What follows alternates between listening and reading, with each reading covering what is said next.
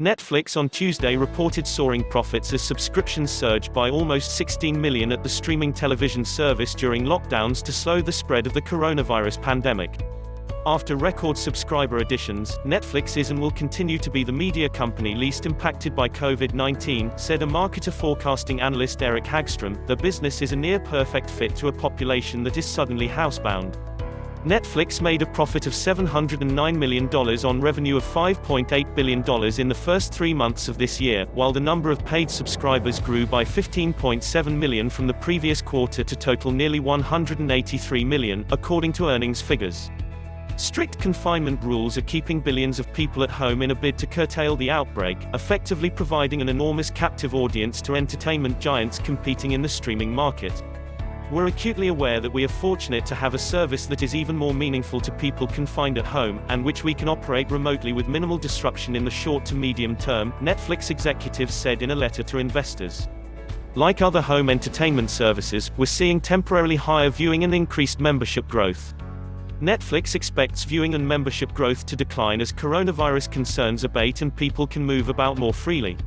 The streaming firm expects a net increase of 7.5 million paid subscriptions in the current quarter to June, but said, given the uncertainty on home confinement timing, this is mostly guesswork. Turbulent times. The California-based company said that the long-term effects of job losses due to the coronavirus crisis on Netflix's revenue remain unclear. The US alone has lost 22 million jobs since mid-March.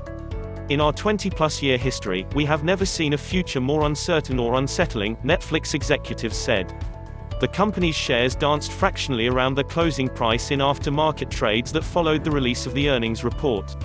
While the coronavirus crisis revved up membership growth, it has also strengthened the US dollar, offsetting revenue gains. Netflix faces some headwinds moving forward from a poor economic environment, Hagstrom said. But a significant chunk of consumer entertainment budgets have been opened up from the closures of movie theaters, sporting events, restaurants and bars. Sideline shows. Another effect has been the shutdown of show production that has postponed expenses. We've paused most of our productions across the world in response to government lockdowns and guidance from local public health officials, Netflix said. No one knows how long it will be until we can safely restart physical production in various countries, and, once we can, what international travel will be possible.